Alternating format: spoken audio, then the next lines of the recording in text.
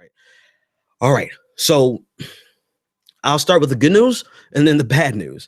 Congresswoman Tulsi Gabbard, she resigned over the weekend from the vice chair position of the DNC in order to support Bernie Sanders. This is a great endorsement. Number one, she's a veteran. She has foreign policy credentials.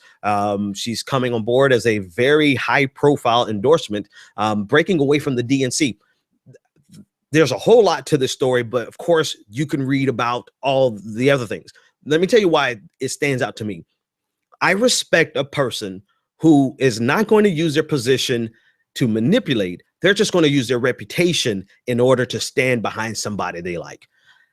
Case in point, Debbie Wasserman Schultz. She is not going to come out and say, I support Hillary, because she wants to have her cake and eat it too. She wants to maintain her chair position. She wants to use that chair position in order to influence the election. And she wants to stay in good with Hillary Clinton. She does not have the wherewithal to step down and show her true support for Hillary Clinton and let somebody who is absolutely, or at least at a minimum, unbiased be in that position. And we see the fruits. I would love, let me finish one thought. We see the fruits of her biasness in how this election is turning out with how many debates, and then we're trying to fill it in with a bunch of town halls, right? But she cut the debate schedule down to 6, and I think they added one more for MSNBC, maybe 2 more, but still nowhere near what we had in 2008 when Hillary Clinton crashed and burned. And that's by virtue of Debbie Wasserman Schultz, which reminds me, Tim Cavanova, I believe is how you pronounce his last name. Guys, I'm horrible with last names. If I said his name wrong, charge it to my head and not my heart. Let's see. Tim from Miramar, Florida. He should be coming on the air. Tim Canova. I was so far off. Tim Canova, he's running against Debbie Wasserman Schultz. He should be on the show, if not this week, but next week.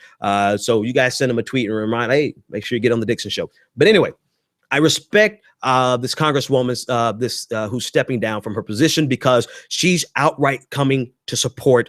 Yeah, that's coming, David. Supporting Bernie Sanders. I just have so much more respect for people who are willing to put their name and reputation and their future on the line to support somebody they believe in, versus all of these people who are pretending not to endorse and support Hillary Clinton, but they're using their platforms to tip the scale in favor of Hillary Clinton. You see this with Debbie Wasserman Schultz. You see this with a host of Democratic officials who've not come out yet to support Hillary Clinton, but they're doing all they can to tip the scales in her favor. You see this the most in the media, and you see it the most disgustingly in the black media. Let's dispel with this notion, Marco Rubio's famous last words, I wish. Let's dispel with the myth that attacking Bernie Sanders is not equivalent to supporting Hillary Clinton. You do not have to attack, you do not have to endorse Hillary Clinton in order to help her win. All you have to do is attack Bernie Sanders. And that's what you have more people in the media doing than not. That's what you have MSNBC doing all day long. Chris Matthews, now Rachel Maddow has joined in the bandwagon. You have all these people who won't put their name and their position and their status and their reputation behind Hillary Clinton. But what they do is try to present themselves as being unbiased, and they attack Bernie Sanders. Meanwhile, insulting our intelligence as if we don't know better.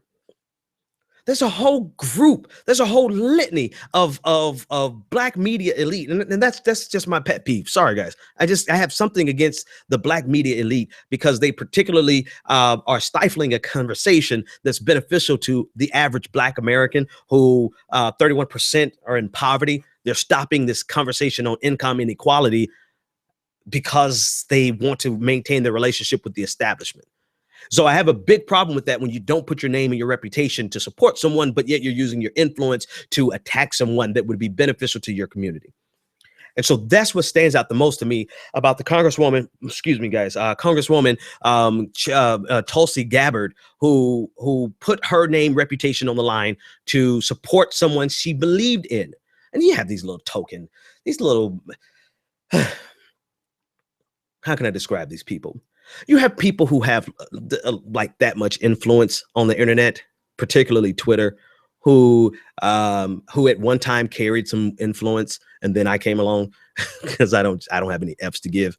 But you have these little measly peasly accounts who are now saying things along the lines of she once was a rising star, but she no longer is because she's endorsed, and no one, she's ruined her career because she's endorsed Bernie Sanders. Because she's standing behind a person she believes in. And because she did not endorse Hillary Clinton, that all of a sudden now she is not worthy. She's no longer trustworthy. She's no longer going to have a future.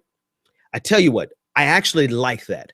I like a person who's willing to buck the system to stand behind someone they believe in to the detriment of their own political future, because they're standing on values versus opportunism, which makes me trust them more.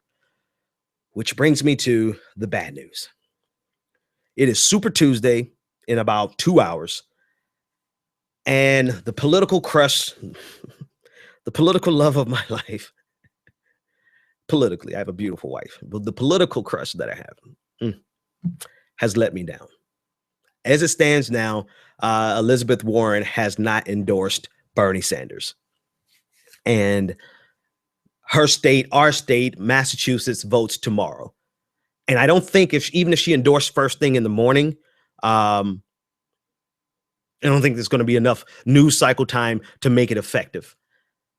And there's so many, everything that I said positively about the Congresswoman Gabbard, everything I said positively about her, I now have to say negatively about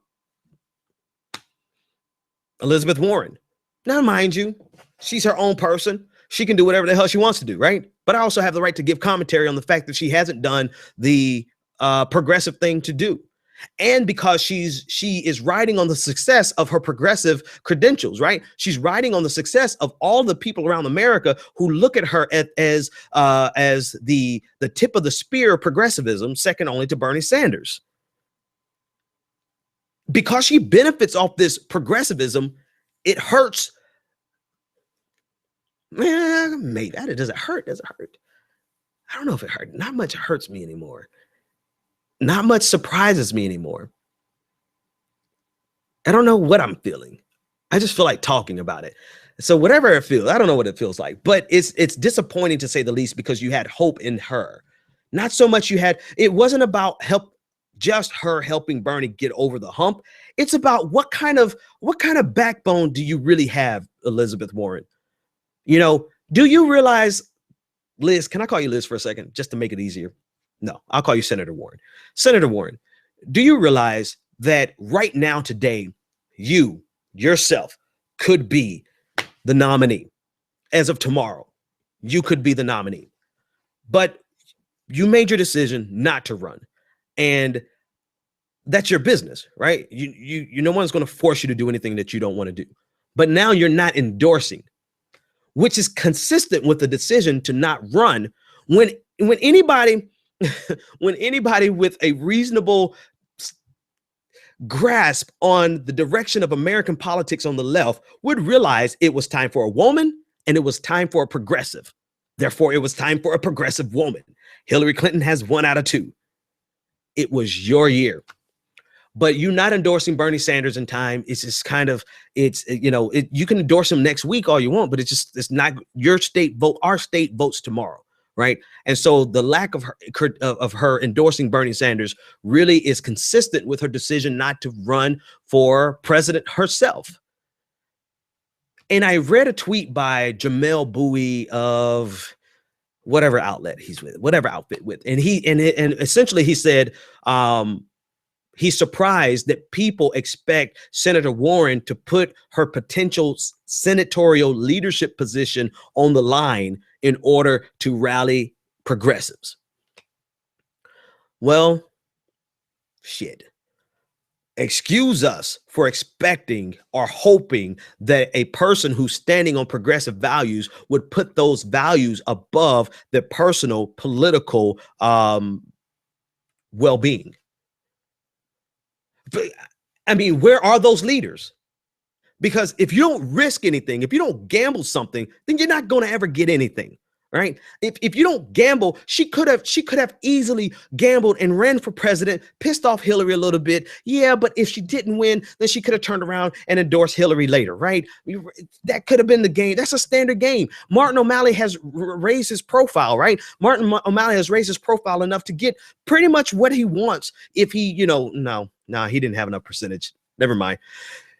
He has to run at least 2 more times before he can get what he wants. But still, Elizabeth Warren could have gotten anything she wanted, even if she lost.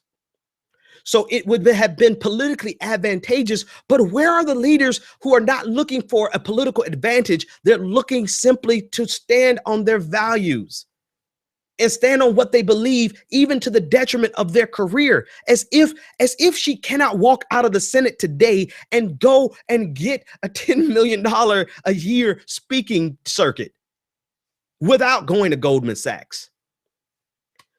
All right.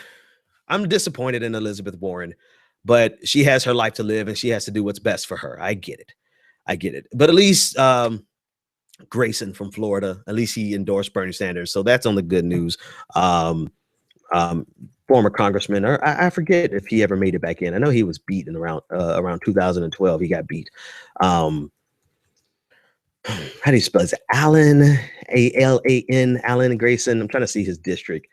But anyway, Alan Grayson of Florida, he has endorsed Bernie Sanders. I'm a little squeamish about his endorsement because he's been showing some signs of anti-progressivism. But hey, it's another endorsement. It's cool with me. Let me take this caller who's been patient for 12 minutes.